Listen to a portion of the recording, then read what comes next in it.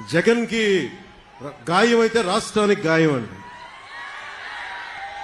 మీకు ఒక్కరికి గాయం అయితే అది రాష్ట్రానికి గాయం కదా. ఇంతమందికి ఉపాధికి అవకాశం లేకపోతే గాయం కదా. ఇంతమంది మత్స్యకారులకి ఉపాధి అవకాశం లేకపోతే గాయం కదా.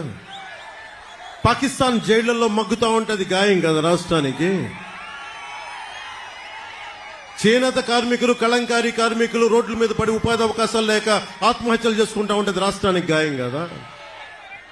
బాపట్లలో 15 ఏళ్ల అమర్నాథ్ ని అక్కడిని ఏడిపిస్తున్నారని చెప్పి బయటికి వచ్చి ఎదిరిస్తే వైసీపీ నాయకులు చెరుకు తోటలోకి తీసుకెళ్లి పెట్రోల్ వేసి కాల్ చేస్తే అది గాయం కదా.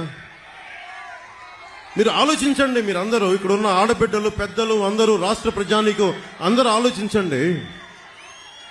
ఒక చిన్నపాటి వంట చేస్తున్నప్పుడే చిన్న నూనె చుక్క పడితేనే ఎంత బాధ వస్తుందో మనకు తెలుసు. అలాంటిది 15 ఏళ్ల బిడ్డని తీసుకెళ్లి పెట్రోల్ వేసి కాల్ చేస్తే ఆ మంట అసలు మనం ఎవరైనా ఊహించగలమా? ఆ బాధను ఊహించగలమా? అలాంటి అది వదిలేసి ఇతని తలకి అతను కొట్టుకున్నాడో ఎవరు ఇసిరారో అతనే, అదంతా మనకు మాయ ఎలా జరిగిందో తెలియదు. గోల గొడవ. మాకు ఇతనికి పనే? మాకు ఇతని మీద మాకు కూర్చోబెట్టి దాడులు చేయడానికి మాకేం పని లేదా? మాకు వేరే పనులు లేవా మాకు?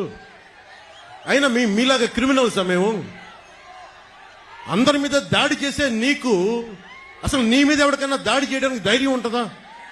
నువ్వు బతకనిస్తావా? నువ్వు